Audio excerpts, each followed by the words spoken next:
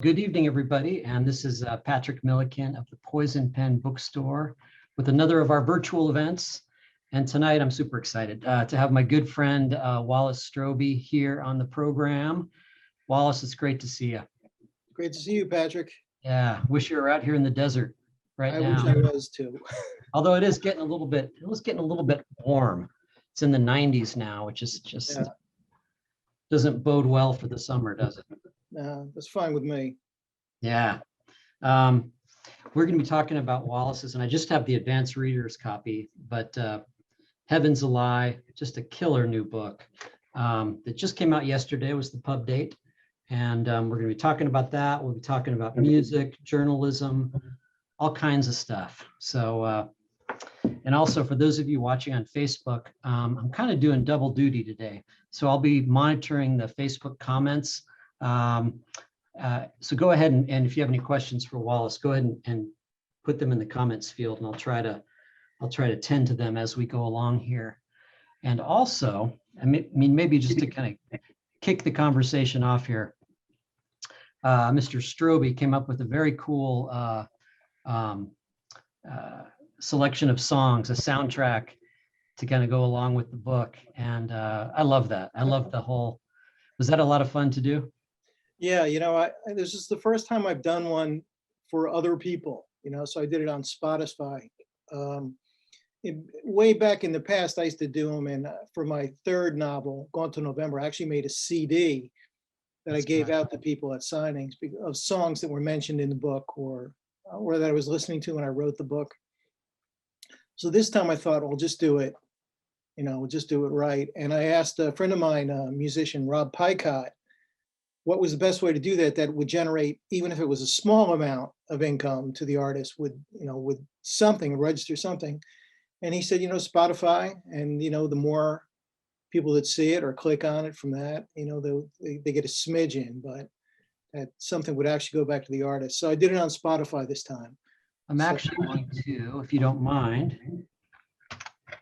cut and paste that link and put it in the comments field for everybody, so you can check it out. And it's definitely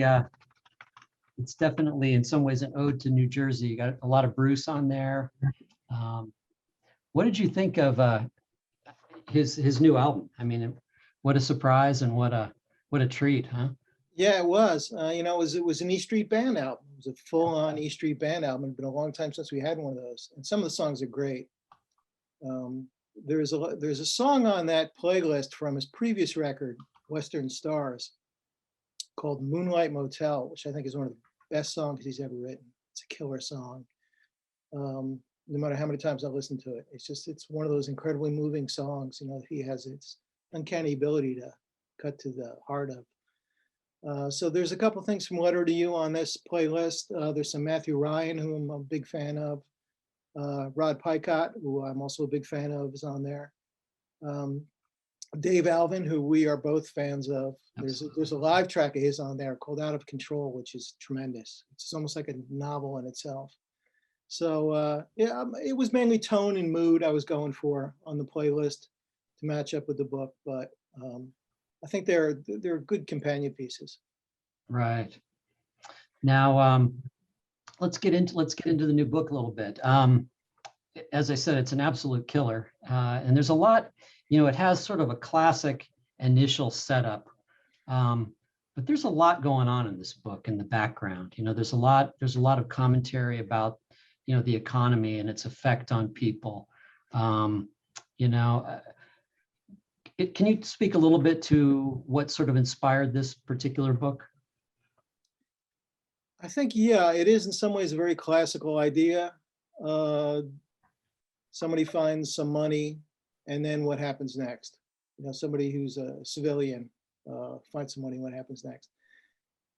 What I wanted to try and take not a conventional, but sort of a classic, that sort of a classic framework, and just go deeper on the characters, go deeper on the environment, go deeper on, the situation. And I wanted to write about the Jersey Shore again, because I hadn't done that in a few books, and I've spent my life there. And I wanted to write about the Jersey Shore in winter, which is a very specific thing. when all the tourists have gone back, and the weather, we get these nor'easters that come blowing in like hurricanes. And I really wanted to sort of right back into that environment again. And so then I thought I wanted to use that environment and those characters and what I was seeing around me and sort of harness it to this kind of traditional noir plot. And so that was the idea. That was the genesis of it. And you've got your character Joette, which I wanted to ask you about names, because you always surprise me with your character names. There are, and I really like Joette. Harper is kind of the lady in this book, and she's working at a Jersey Shore hotel, and she's suffering from, or she's about to go under from enormous medical debt, and she's really struggling. Can you talk a little bit about her? About the name? Well, talk about the name and also about the character. The name was a girl I knew in high school. Really? Joette. Yeah, she was dating a friend of mine in high school, and I always thought that was a cool name. And I think she actually spelled it JO-ETTE. It's just, I always thought it was a cool name, and it's been in my mind. And then finding character names is an interesting thing, because you can come up with a character name that's fine, but it just doesn't click. It doesn't. And Elmore Leonard has written a lot about this. When you do find the right name, it feels like it's falling into place. And once I knew her name, and then that kind of made sense to me, and then that kind of makes the character fill out a little bit. Same thing with Travis, who's the villain of the book. I had several different names for him. At one point, his last name was going to be Cole, and his name was going to be Travis Cole, and that sounded too much like Elvis Cole, right? Craig's hero. So, I just play around with the ideas of names, and I have lists of names. I'll jot them down if something occurs to me. As far as Joette's character, I wanted to be somebody who was besieged on all fronts, who's dealing with grief, who was a caregiver, who's dealing with, horrible financial situation, who had taken some really hard blows, before her 40th birthday. And because that environment and those circumstances would kind of shape her reaction to things. So you have to buy the initial thing at the beginning of the book, which is that she would, in a moment of temporary insanity, take some money and not report it, believing that possibly no one knows about it because the driver of the car where she found the money was dead. And so that became kind of an interesting idea for me too. What can you go back from something like that? And is it a decision you're making in your life that's changing your life? Or is it something that's always been there, just waiting for the right time to come to the surface? There you go. Yeah.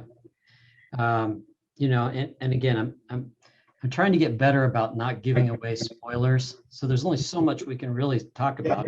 Yeah. But the effect that this decision has on the character, as you said, does it bring out something about her that was kind of lying dormant, waiting to wake up, as it were? And that's an interesting dilemma.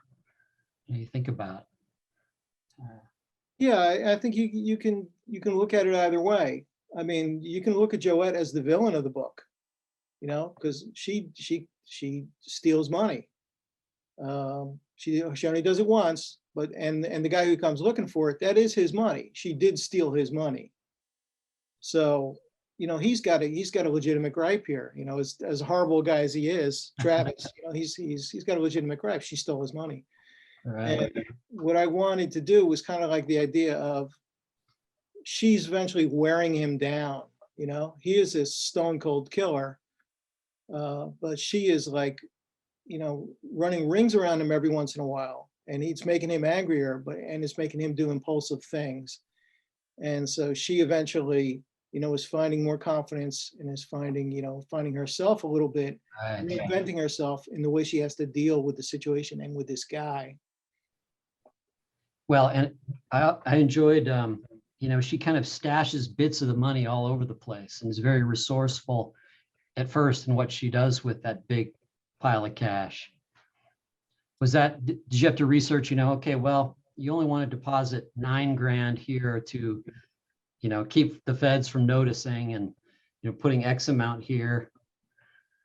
I didn't do a lot of research at the time. I knew the basics that, cash deposits of $10,000 or more automatically get red flagged by a banking system. I've also since learned that if there's a lot of deposits, cash deposits of 9,000, that also registers in the banking system too, because they think you're trying to not, to stay away from the 10,000. I didn't do a whole lot of research. I just recently, about a month ago, had to do some additional research into that. And I found out that some of the stuff I suspected was actually wrong. So if I were to write the book again, I would fix some of that. I would just adjust it a little bit. Yeah, the question is, if there's a large amount of money, what do you do with it? Where do you put it? When every bill weighs a gram, every American bill, I found this out too, weighs a gram. So if you're talking about a lot of money, you're talking about a substantial amount of weight. So what do you do with it? And that's still a question. And what I'm working on now, that question came up again. Where would you put, if it wasn't stolen, it was legitimate money, but where would you put it?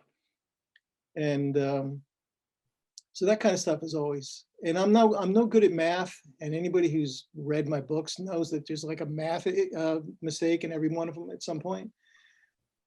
So I get really nervous about that, dealing with the money thing. How it's stacked, how it's processed, the denominations, all that stuff. I had to do a little bit of research on that. Right.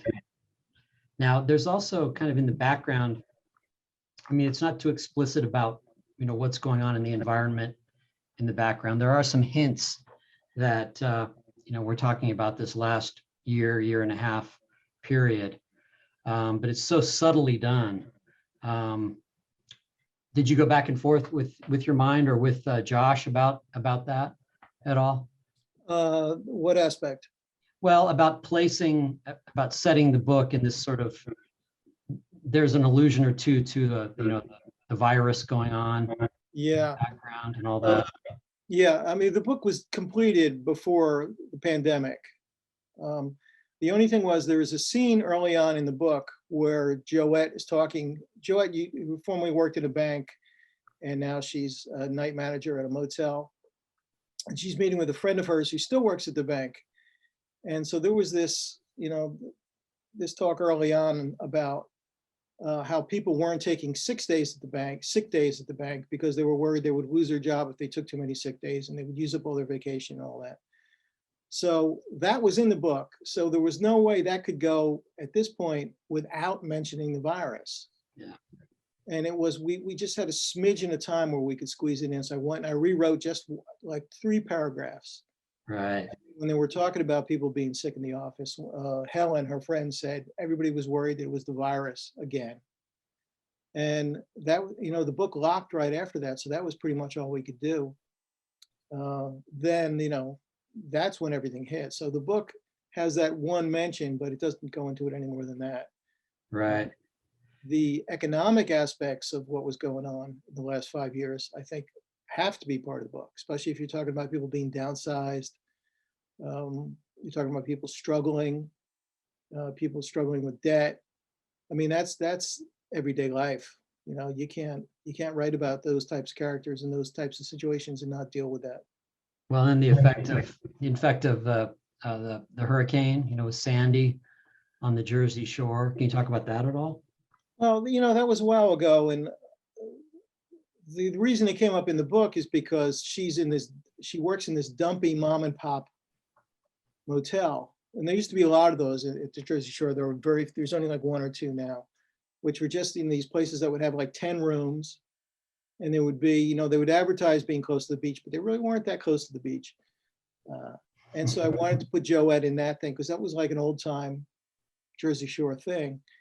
And at the same time, have the place kind of be a wreck, because the owner had spent all his FEMA money and hadn't actually done any repairs to the motel after Superstorm Sandy.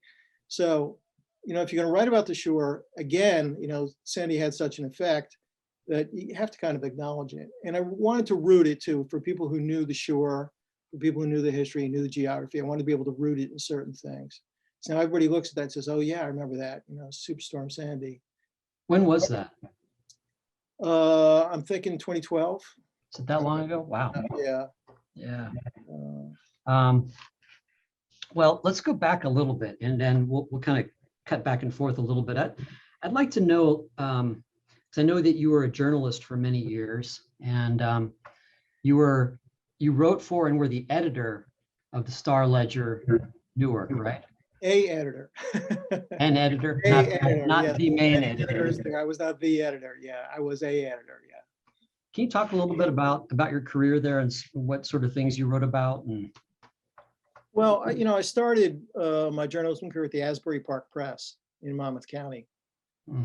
And there I did a bunch of things. I was the overnight reporter for a while. So I would work from like 1 to 9. So anything that came up, I had to cover.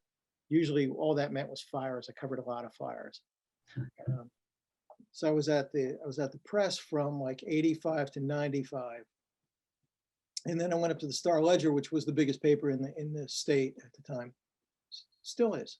And eventually I became an editor there, a section editor in the features department.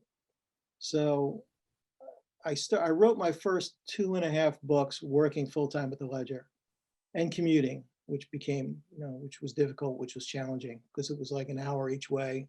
So I was spending, 2 hours on the road without traffic every day. is 100 that driving or train? miles a week, not driving. My hours didn't agree with trains. So that was a challenge. Getting a book written under those circumstances was a challenge. And man, my hat's off to anybody who does it. I look back on it and I don't know how I did it. Of course, I didn't go on vacations. I tried to, every free hour I had, I tried to work on the first book. So it wasn't easy, and people do it, and I'm amazed by it, and my hat's off to them. Right. So you published, let's see, you published 2 books with the Harry Rain character. Is that right? Yeah, that was the first 2 books. First 2, and then the third book started the Chris Stone quartet, right? No, there was another book. My third book was a book called Gone to November. Oh, that's right. Yes. Yeah, which was about a aging black hitman from Newark and a rural Florida sheriff's department. And the female lead, right? Yeah. Well, the book was kind of divided between the 2 of them, but yeah, it was a female sheriff's deputy in a rural Florida town. And the black hitman goes down to that town to recover some money that was lost in a drug deal. That was a great book. Yeah, I really liked that one. And so that was, that was kind of evenly divided between the 2 of them. Then that was a standalone. It was always intended as a standalone. And then I just had the idea for the first Chris book. I wanted to write that sort of a hard-boiled, really fast-moving, book with a criminal main character, but make it a woman. And that's sort of like opened that thing up for me, became less of a cliche. Right. Women would do things differently. She would make alliances. She would have relations. She wouldn't resort to violence unless she absolutely had to. So that became very interesting for me. So I wrote 4 books about her. From Cold Shot to the Heart was the first one. That was 2011. And then the most recent one was The Devil's Share, which was 2015. Right. Have you given any thought to returning to her at some point? I know you did a short story, didn't you? I did a short story about her for Lawrence Block's anthology At Home in the Dark, because he really liked those. He really liked that character, and we'd had an exchange. We had corresponded a little bit about it, and he wanted me to write a short story, and I was very happy to do it because I had a short story about half written already about her, and this was an excuse to finish it. So that was in his anthology, and it got picked up again for the Best American Mystery Stories of the Year. Yeah. Book. I think about her a lot. I'll probably write another short story about her before too long. But it wasn't, it was kind of time to move on to other things, and I switched publishers, so that was that was an issue too. Right. And then wasn't there an option on the TV show at some point? Showtime optioned the Chris Stone books in 2012, I think. And Ted Talley, who won an Oscar for Silence of the Lambs, writing Silence of the Lambs, did a pilot script for Showtime, and it never went anywhere, which is not unusual. No. They had at that time, I think, 14 properties optioned, and none of them made it to pilot. So, we went on, it went on for about a year and a half. We would do conference calls, talk about the script. They want to changes on the script. He would make changes on the script. I wasn't involved in the writing. I mean, he ran everything by me, but he wrote the script. He was the guy. He was the guy with the Oscar, frankly. The writer with the Oscar. But he ran everything by me, and we talked about it. I wrote some background stuff about her, and just nothing happened. It just never. We were talking about actresses, and the script was circulating out in Hollywood, and just never caught fire. Just never happened. So did the option lapse? So somebody could the option lapsed after a couple of years, and it's back to me. So right, yeah, sell it again. Anybody who's interested.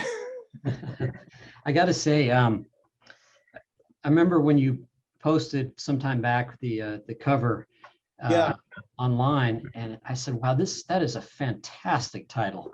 I just love the title, "Heaven's a Lie." Where does that come from? I got an email from George Pelicanos when he saw that book, and he said, "Your priest is going to love that title." Yeah. I don't have one, so I'm not worried about it. Where did the title come from? It was a title that I borrowed it from a song. There's a great song called "Heaven's a Lie" by an Italian group named Lacuna Coil, and it's on that playlist. However, I had never heard that song. Really? Until after the book was done, yeah. And then somebody said to me, "Have you heard the song with that title?" I said, "No." It's a great song. It's on the playlist. But no, it didn't come from that song. It came from another song by a band named Lord Huron. And there's a song called "The World Ender," which is also on the playlist. And that is just a quick line in there. "I've seen the other side, and heaven's a lie." Heaven's a lie. And that just stuck with me. Now, when I first delivered the book with that title, we were talking about titles. Josh Kendall, my editor at Mulholland, who's been great through this whole process, thought that title was problematic, and he wasn't crazy about using heaven in the title. And I had some other titles. I came up with like 40 different titles. One of them was a Springsteen lyric from a song called Youngstown, and the lyric was, "No part of heaven. When I die, I don't want no part of heaven. I would not do heaven's work well." And I thought that was great, but it was longish. And he was still concerned about using the word heaven in the title. In the meantime, the art director at Mulholland had this great photograph from Keith Phillips, I think his name is, on the book. And they dummied up a cover with that title and with that image. Yeah. And everybody liked it when they saw it with the neon font. And I saw it, I said, wow, it's rare that you get a book, you're the first run at the cover and it just hits you. And I said, that's great. That is exactly it. That is the mood of the book, and that is the setting of the book. And I just thought, this is great. And it worked with the title. Yeah, I like kind of almost the dirty light filtering through the window. Yeah, it's sort of like an oasis of light in the middle of the night. Yeah. Which really struck me, because again, that kind of fits in with the book. Right. I don't know if the designer read the book, but they absolutely nailed it. I mean, they absolutely nailed the tone and the spirit of the book. No, that's fantastic. And Some Die Nameless, your previous book, that's a great title as well. Do you keep lists of potential? Yeah, I do. And it's amazing how many of them I don't use. I have a yellow legal pad which got 2 pages of titles. And when we were kicking around what was eventually going to become Heaven's a Lie, I gave Josh a list of 40 titles. I just typed them all out. he said, "You've been holding out on me." I said, "Yeah, but that's because I want the one that I want first. I don't want to give him 40 options." And so we narrowed it down to two final titles. One was called Dark of Day, and the other one was Heaven's a Lie. And they mocked up the cover with both of them. And then we showed it to some people to see which one they liked. And I just felt very strongly about Heaven's a Lie. I thought he jumped out. People may have a negative reaction to it. Doesn't really have anything to do with the book, who knows, but it just seemed to fit. Yeah, I mean, it works on a lot of different levels, sort of thematically too in the book, I mean, in Yeah, terms of, the reader is going to bring something to it. That's the thing about titles, is you want the reader to fill it in. right, right. Because then that makes it, that makes it a little more challenging. It makes it a little easier. Yeah. And then a reader will always come up for a way that it makes sense, even if it's something that I never thought of. For the reader, when that becomes part of the reader's psyche, then it's half the job. Absolutely. It seems like that would be a title that Larry Block would be jealous of. Which one? Heaven's a Lie. Oh, I don't know about that. I can Some see that. Dynamics sounds like a Larry Block title. I thought of that at the time. Sounds like a Matt Scudder novel. Yeah, it sounds exactly like a Matt Scudder. Although all of the Matt Scudder books are always 5 words in the title, which I never realized until Is he that mentioned right? it. Yeah. Walk among the tombstones. The Slaughterhouse, when the Sacred Gym Mill closes. Yeah. 8 million ways to die. Yeah. A long line of dead men. Yeah. Well, I'll be damned. I didn't know that. Yeah, 5 words. That's for him. That's the magic number for the Scudder books. Right. Which is great. And I love those. Scudder Oh, books. they're so good. And I've been rereading some of the ones that I read when they first came out, and just now I'm looking at them in terms of structure and tone, and the way it's put together, how it's and he's just a master. It's so easy to just read those books and you blast right through them, but then when you look at how it's done, then that's like, oh wow, you made some great choices here. And they're wonderful New York books too. Yeah, and the ones that were written in the 70s and the 80s really are time capsules of a different New York, when it doesn't exist anymore. Right. So when you were kind of coming up, and who were some of your who are some of your biggest influences? Because I know that we share a lot in common in terms of our tastes. And were you drawing from literary places and crime fiction? I think like most people, when I was a kid, I read everything. I read science fiction, I read horror, I read, everything. And then I think eventually I sort of drifted towards crime fiction more. At the time, when you're about like 13, 14, and you discover like Dashiell Hammett and Raymond Chandler and people like that who had very specific voices.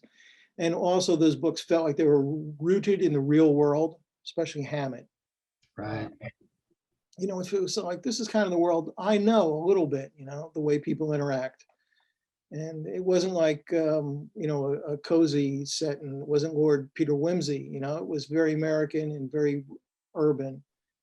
And so I think I drew to that. Now, I also, at that time, I read lots of, men's adventure series at the time, in the 70s, which were the equivalent of the pulps in the 30s. Sure. And so, I read a lot of that. And then I started drifting towards like the good stuff, So like from men's adventure, like The Executioner and The Destroyer and all those books. Mac Bolan. Yeah. I read all of those, man, when I was like 12, 13, 14. Those things were the greatest. I kind of migrated from that to like John D. McDonald, which is a huge step up, from those days. And then I just, I read all the Travis McGee books practically back to back. And that took me into the 80s. And then I started reading people like Donald Westlake and Lawrence Block and Brian Garfield, who were those guys that sort of came of age in the 70s, wrote their best work. And then that was just like, I discovered more people through that, And then later on, in the 90s, there was a real renaissance of crime fiction, early 90s. with a lot of, writers like Michael Connolly and Laura Lippman, Robert Craze, James Lee Burke, and all those people were finally, coming to the fore. So that was an incredible time. I remember reading James Lee Burke's, Black Cherry Blues, and just thinking it was tremendous. It was great. And then A Morning for Flamingos, his book after that, I thought, this is what I want to write. This is the kind of stuff I want to write. That has a crime plot, but has this real backdrop of emotion and interaction. Yep. It's funny you mentioned that particular Burke book, because that's always been one of my favorites too. That's the one with the handicapped kid, right? Yeah, If I'm not mistaken. Yeah. He's an incredible writer. Yeah, that is just a beautiful book. When I recommend books of his to people, I always say Morning for Flamingos, because it's self-contained, and it has a great, there's a couple of villains in it, but each of those they're both given their humanity. Yep. They both have their reasons, and it's just, and he's a beautiful writer. He's a beautiful regional writer. He's a beautiful literary writer. And when he's doing like a solid crime thing, man, it's an unstoppable engine. Yeah. Now, how about, you mentioned Elmore Leonard. Was he a big influence on you? Yeah, I read all of his books. I discovered them also in the 80s. I think the first one I read was Cat Chaser, which I loved because it was like a breath of fresh air in crime fiction. It was like, he was dialogue driven. Yeah. There were all these sort of side stuff where people drift in these other conversations. Everybody was interesting. Everybody was unique. And so I think Avon was putting out all of his books in paperback at one point then. And I read all of them. And then recently I've reread some of his stuff too, going back to those 80s books. Like La Brava and City Primeval and City Primeval, Split Images, La Brava, Stick, Swag. One of my favorite ones is Swag. Swag is great. Pick up Unknown Man 89. His Detroit novels I really like. When they moved to Florida, they became a little more comic, especially after the release of Get Shorty. They were a lot more humorous. They were a lot more comic. But those Detroit novels, although they do have humor in them, are much darker and much grittier. And those are the ones that really stand out for me. Yeah, it's funny, I feel grateful that my time in this book business and the Poison Pen has kind of been in this chunk of time where I got a chance to meet some of those, like the Elmore Leonard and Donald Westlake, and McBain. And that whole generation. They're just such incredible writers. There aren't many like them, there really aren't. No, Larry's one of the last people from his generation, Larry Block, who were the Mount Rushmore of modern crime fiction. He's up there. I got a chance to meet Larry a few times now, which was, I remember I had dinner with him at BoucherCon a couple of years back in Florida in St. Petersburg. And I was thinking, man, if the 20-year-old me who read those Scudder books back to back for like a year could ever imagine, I'd be having dinner with him. It was like, I wouldn't have believed it. I wouldn't have thought there was any possible way to get from A to B on that. So that, as you say, that's kind of been a gift, meeting some of these people who I really admire. Right. So what do you have planned? Do you have anything going right now? Do you have a work in progress? Yeah, I have a work in progress. I guess it depends how you define progress. I have been working on something. It's very early days on it though, so I'm not sure which way it's gonna go. Yeah. You want to amplify what you've done previously. You don't want to copy it. You want to find a better way of doing it. So I've been fooling around with some ideas, and I'm just trying to keep working on something. Strictly rooted on the East Coast, or would you do anything set out in the West? No, I think I think I want to keep writing about the shore for the meantime, because nobody else is. Yeah, right. Harlan Coben, right, all his books are set in New Jersey, but he's all North Jersey. His books are all set in suburban North Jersey for the most part, because that's the world he knows. So I would never do that. So yeah, there's stuff to be, gleaned from this writing from this about this area. Stuff you kind of take for granted, that I took for granted until you start looking at it through different eyes. Right. You do see a lot of the ghosts of the past, kind of coming up through the cracks in the books, especially this one. There's sort of a, I don't know, it's sort of a love letter to the Jersey Shore in some ways. Yeah, I don't know about that. It's kind of, it's in Joette's world, it's kind of a desperate place. But for her also, I wanted her to be somebody who was dealing with grief. Yeah. And I have to go back to my editor, Josh Kendall, on this, because when I first started working on the book, we were talking about her character. And a lot of my characters in the books tend to be alienated, and their alienation is part of what the story is, part of what the plot is. And so I was describing the way I envisioned the book opening to Josh. And again, my Joette, as I conceived her, was rootless. She had no connections to anybody. And Josh said, no, give her some connections, have some connections in her life, some things that she's concerned about. And he said, make her a caregiver. And I thought, absolutely, that's absolutely the right thing to do. And I had been going through an issue with my mom, who had lived in Florida, and she was having some health problems. I had to bring her up to New Jersey and, assisted living and then a nursing home. And then she passed finally. So, that was like my life for like 2 years. Wow. And so when I finally settled down to write that book, I thought, yeah, I can do this. Josh was absolutely right. And that was my entry into her character, because that changed the way she would react to everything. And she's also dealing with the grief of her husband who passed away. Yeah. He was sick and passed. And so she's just besieged. She's besieged on all sides. And, then that made the character much more real for me. Yeah, some of those scenes. Yeah, some of the scenes with her in the, in the medical facility where her mom is are really, really beautifully done. There's a lot of tenderness underneath the surface there. They were tough to write. Those scenes were tough to write, because those memories and that experience was still so vivid for me. I think writing about them was a way to sort of, I can't say exercise them, but it was a way to sort of get them out of my head and onto paper, so that I could stop chewing over them so much. So, I didn't want it to become so involved with that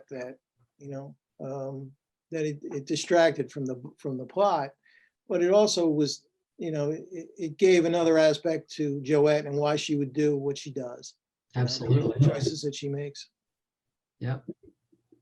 Yeah, I mean, the stakes are so high for her, and definitely I can see that. Yeah. I got to credit Josh for that. And also it's something that, it's something I've kept in mind since. I think the characters before that, I think I was writing from that alienated point of view. Mm. And, less of that, when it came around to Heaven's a Lie. Now you kind of go back and forth between Joette's point of view and Travis's point of view, and they sort of dance around each other throughout. Was that how it was when you first wrote the book, or did that sort of take a shape as you were editing? No, I thought, the whole thing is, I like to start a book off like boom. I like to set up the story in like the first paragraph if I can, I'd like to get it going. So in the case of Heaven's a Lie, it was an auto accident. Right. The first sentence, the very first sentence, the very first words is an auto accident that she sees. And then what happens after that is, the whole thing starts moving because the car's on fire. She's trying to rescue the driver, et cetera, et cetera. So, I like to get that stuff moving. And then once you establish that, so let's say you do 3 chapters establishing who she is and where she lives, and what her life's like, then it's like, okay, well, what about the guy who had the money first, you know? And then how does he find out about what happened? You know, he's going to come down and he's going to start looking into the situation. Right. So then it's like you get in, and immediately she knows that this guy's up to no good. Wow, I see show up like this. Yeah. So then immediately you get into this cat and mouse thing. So it's always a question of at what point are you going to turn away from one character and to the other? And that can get complicated because it depends on how much the character knows at any given point. Mhm. Because it's not like characters read the book, you know, the character doesn't, you know, the way the information is dispersed, it becomes important. And the timing becomes important because, you know, one thing has to happen before somebody else to respond to it in a certain way. So, you know, I knew that there were points I was trying to get at. There were scenes that I could see later in the book. So it was a question of trying to, you know, trying to get to those in a way that makes sense, that was logical, that didn't feel like it was being forced. Right. Was there anything else that that we can really say? Is there anything you'd like to say about the book that we haven't really gotten into much yet? Yeah, I don't know. You know, it's the shortest book I've ever written. It's 57,000 words for those people who care about word counts. My last book was 75,000. The Carissa books are all about 66,000. This one was 57. I wrote some additional material because we were concerned that the length was not sufficient. So I wrote some additional material. And when I went back and I looked at it, it looked like padding. It looked like exactly what it was. Mm. So I just took it and threw it out, you know, and I like to write as lean and mean as I can. Yeah, I love it. I love that. I love the length. I mean, it's, you know, I'm a big fan of James Salas and, you know, people like that, Richard Stark, you know, those real. Yeah. Yeah, those were all like 60,000 word books, 66,000 word books. Yeah. Yeah, so, you know, I wanted to, you know, it was like, you know, there's an initial robbery that happens off screen where somebody takes some money. And I wrote a whole bunch of material explaining why that guy did it, you know, in a conversation with his girlfriend. And then I thought, all you need to know is that he took it. You know, you don't need to, that's for the plot function. You don't need to explain why he did it. It's obviously why he did it, because he could. And Right. so all that stuff that I wrote I didn't need it. And I threw it out. And I think it was the right thing to do because the book decided it needed to end. You know, the book wanted to end. There was a natural place for it to end. And, you know, it's like, go against that, and you're going against the tide. Yeah. Let's talk a little bit about our shared love of music. And you know, growing up in Jersey, I'm sure, I mean, obviously Springsteen looms very, very large. Tell us a little bit about your musical tastes and how they've developed over the years. Well, you know, luckily, you know, I was born and raised in Long Branch, which is 2 towns over from Asbury Park. And when I was first started going to clubs to hear music, the drinking age was still 18. So, you know, I was able to go out and start seeing live music very early on. So this is the late tail end of the 70s. Yeah, tail end of the 70s. And and I took it for granted. You know, I took it for granted. All these years I've taken it for granted until last year when all of a sudden there was no live music anywhere. I know. And I don't think I realized how much I was going to miss it. But, you know, I've always felt lucky to live where I do because as far as music is concerned, because there's just, you know, if you talk about Springsteen, I have seen, you know, any number of like surprise appearances or club shows or last minute shows because geographically, I was able to, you know, find out about them and get to them. So, you know, I've seen Springsteen perform to a club with 15 people in it, you know. Have you ever been able to meet him? Yeah, I met him a couple times, not more than, you know, hey, how you doing? And one of those times at the Stone Pony right before Born in the USA came out. Wow. And it was like everybody, you know, the album hadn't come out, but it was being played on the radio. And it was like everybody knew that like this was going to be the album, this was going to be the big breakthrough album. And I met him once at the Stone Pony one night, and I just said, man, I said, this is going to change everything. And he just said, and he just kind of laughed, did his thing. So yeah, I met him a couple times. I've been able to see a lot of shows, and I'm only an hour, we're 90 minutes south of New York. So, I was still going to shows, I was going to shows quite a bit. And then there's a whole vibrant house concert scene in New Jersey, where you can see people like Rod Picott or Matthew Ryan, with like 30 other people, and it's like $20 a head or whatever. And the guy comes and he plays, and they either put him up or they feed him or whatever. And he plays to a group of people who are there to hear his music. And it's great. There's a small club in Asbury Park called the Saint, which capacity is about 100. And, I used to go there too, sometimes, for a different experience. I saw Joey Ramone there in his last band, Joey Ramone and the Dream. Really? Yeah. So, I think about it. I say, well, I saw the Clash. I saw the Ramones twice. I've seen Springsteen over 100 times, in one capacity or another. So my hearing loss is just the price. The constant buzzing in my right ear is just the price of all that. Wow. So late 70s, you caught the sort of the post-punk period and all that, right? Yeah, I mean, I was too young for the actual punk thing. I never went to First see wave. anything like that. I caught those people later on. As I say, I saw the Ramones twice. I've seen Patti Smith a number of times for some great shows. Talk about a committed performer. Oh yeah. Patti Smith, that's it. I saw her at this bar in Asbury Park called the Fast Lane once. It was this divey, low ceiling place. It's closed and it's torn down now. And she came out and she opened the set with Paint It Black, with just the most angriest, raging version of Paint It Black ever. It was like nobody had ever performed. That song did not exist until that moment. Wow. And I just remember really being struck by this. She was raging in the audience. I see a green door and I want to paint it black.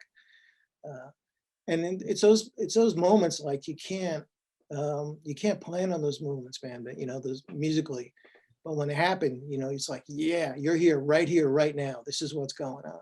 Yeah, I missed that. I mean, it's been a year without it, so I know. On some primal level, it's just like a need.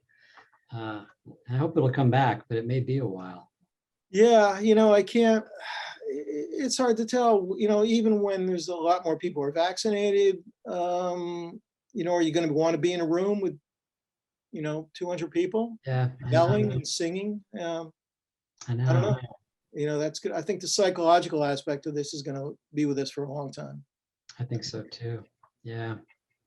Well, then we also, we talked a little bit about Dave Alvin, and both, people like Dave Alvin and obviously Bruce, are masters of story songs, and also, I mean, there are some other great ones too, but I know you participated in the Springsteen anthology, didn't you? One of them, yeah. I wrote a short story called "The Lovers in the Cold," which is based on his song "Meeting Across the River," and that was done for an anthology called "Meeting Across the River," which were a bunch of different writers doing riffs on the song, coming up with their own story to fit with the song. Right. Well, it was funny because some of the people that are watching here in Scottsdale, Arizona, one of the E Street Band members lives really close by the store. Nils Lofgren, wonderful guitar player, wonderful musician, singer songwriter in his own right. And such a cool guy. And he comes in here and buys books, and I get to talk with him. It's a lot of fun. But I recommended Wallace's previous book, Some Die Nameless, and I'm going to definitely make sure he gets a copy of Heaven's a Lie. But it was neat to snap a photo of him. Yeah, that was great. That was like my worlds colliding. That was very cool. Thank you. The first time I saw him play with the E Street Band, he was doing somersaults on stage while playing the guitar. Yeah. He was doing gymnastics. I remember being really impressed by that. Of course, he stopped doing that after a while, but I don't think he's doing that anymore. yeah, those hip replacements, I think will take it out of you. But Yeah. yeah, I mean, it was just, and I saw the band. It used to be really, really hard to get tickets. I mean, like, and you could never get good tickets because just, the venues were still kind of small at that time. We're still doing theaters in the 70s. And it was just like impossible to get decent tickets. But I remember for when the Born in the USA tour came, I saw 2 shows. It was like, oh, wow. I saw 2 shows in New Jersey. And that was when Nils had just joined the band. So that was great. It was like a new version of the band. It was like a different direction. Yeah. Well, it's funny because Phoenix, way, back in the 70s and in the pre-Born to Run, and I realize we're just talking about music, but what the hell? Phoenix was a big stop for him. Yeah. There's a theater here called Celebrity Theater, Mhm. which is a small in the round venue that seats maybe, I don't know, it's less than 2,000 people, I think. I've seen lots of great people over the years there, but he would apparently come to town and do little residencies here and spend a lot of time out here in Arizona. Pretty cool. Yeah, there's a video, a promotional video they shot in Phoenix of Rosalito, and apparently there's some more of it exists. It's out there. It's probably all on YouTube. Everything is. Right. Yeah, but Absolutely. that was an early city for him. Like, at the beginning, he was more popular in places like Philadelphia and Boston and places like that, and he really was at the Jersey Shore. And then of course that changed. Yeah. Well, it's funny, Nils, he'll play around town in you know, little shows here and there, and big shows. I saw him, about 2 years ago, opening for Jeff Beck. Oh wow. I'd never seen Jeff Beck, and I was like, I Yeah. gotta go see him. Yeah. And Nils did a solo acoustic and a little bit of piano show. It was just fantastic. He's quite a Yeah, he's amazing. An absolutely amazing guitar player. It's like you can't understand even how he does it. It's like watching Richard Thompson. It's like, how does he even make his fingers do that? How does he Yeah. manage to get that sound? It's like it's something that always existed, but you're never aware of it until somebody was actually bringing it to life. Well, he's one of the few rock players that I can think of nowadays that's a thumb pick guy. Yeah, yeah, Dave Alvin is too. yeah. Yeah. We digress. Yeah, that's fine with me. Well, what are you reading? Are you reading anything really good now that you'd recommend? Speaking of music, I just started Ricky Lee Jones' autobiography yesterday. Oh, how is it? It just came out yesterday. Yeah. I've always been a big fan of hers. I'm only about 100 pages into the book, but it's kind of like you would have expected her life to be, Yeah. um, inattentive parents, not inattentive, but troubled relationship with parents, absentee father, alcoholic father, sometimes violent father, moved around a lot, and from, to different, not great neighborhoods, not great areas, as her mother struggled to make things work. So you can tell like all that music comes from a very, very real place. And there's some great dish about Tom Waits in the book too. I won't go into it, but Oh, really? yeah, there's some good dish. That's not very complimentary to him, but Aye. yeah, that's the way it is. And I'm also just finishing up rereading Larry Block's A Walk Among the Tombstones. Again, reading it for structure. And it's really interesting what he does because there's a certain point in the book where the story has to stop because then some things need to happen before the story can wind up. And that's always a problem because it's like you have to go away before you come back. So in order to set up the ending, you need some sort of, use a musical term, you need a bridge, Mhm. for the end of it. And he'd accomplish that by just dropping in like 3 character scenes of Scudder having conversations with other people that tangentially involved the case, but said more about Scudder and his mindset and his psychology and his dealing with his alcoholism and his existential angst. Now, in a way that felt very real. When that stuff feels real, when it's coming from a real place, you can tell. Yeah, And when it's not, it feels bogus and phony and, all that. forced. Yeah. Um, Is Mick Ballou in this one? It's funny because he is, but he's off screen. He's in Ireland while this book goes on. Um, I think he's trying to wait for heat to die down from what had happened in the previous book. But yeah, and then the way he handled it was beautiful. He gave us it was like the last ride up on the roller coaster, and then the book starts to end and it ends like light. I've read it before, it ends like lightning. All these things happen. Everything is resolved. Everything is, it feels like you've gone through something honestly and come out the other side. And it's a rough book at times. There's a lot. It's a pretty violent book, and it's a dark book, but it earns it. It earns it. It feels real. Yeah, there was that period where, dance at the slaughterhouse, walk among the tombstones, that period where the books got really, really dark and violent for a while there. Yeah. One of my favorites from that period is A Long Line of Dead Men. Did you ever read that? Yeah, all those books from that period are very much, well, all of his books, all of his Scudder books, but even especially that period, they're very much about mortality. Yeah. And the randomness of life. And those books are very different when you read them in your 20s than they are when you read them in your 50s. All that stuff which kind of seemed cool in your 20s now just looks back and you see things through Scudder's eyes. That's funny because that's about the spread where I first read them was in my 20s and into my early 30s. And so going back now in my early 50s, it would be interesting. I need to go back and check some of those books out. Yeah, they do. And I've discovered this doing my reread recently. They do. And one of my favorites is The Devil Knows You're Dead, in which, he's exploring, Scudder's investigating this case of this guy who shot at a payphone.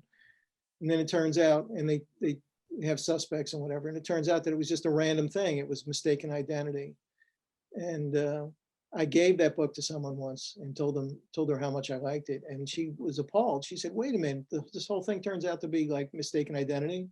Said, yeah, that's the point. I said, it was so random. This guy just happened to be in the wrong place at the wrong time. And it set off this chain of events.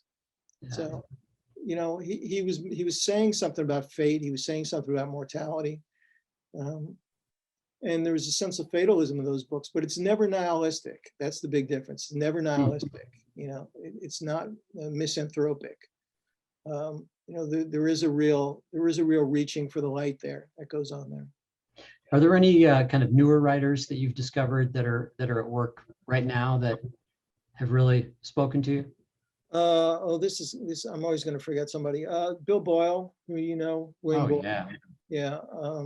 He's brilliant.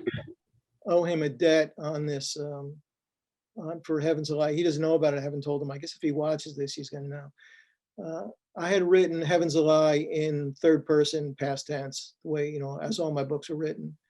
And it just felt too distant, especially since Joette is not an outgoing character. She's very, interior.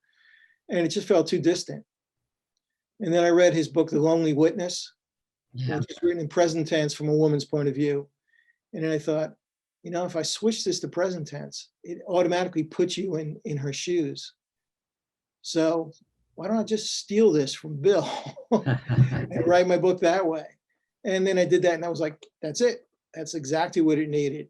So I owe Bill a debt on that. Yeah, he's a fantastic writer. Yeah, there's a writer named Dennis Tafoy who hasn't had a book in a while, but he is a terrific writer, Philly guy. Yeah, I remember him. Yeah, in New Jersey now, but yeah. Yeah. So there's all kinds of people. I'm not reading as much new stuff as I used to, just because I've been going back and rereading things. I'm trying to.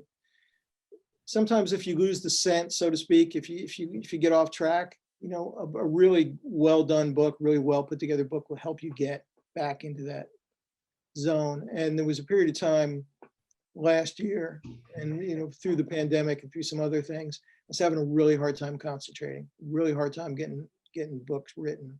And I abandoned that book at least twice. Heavens Alive. Really?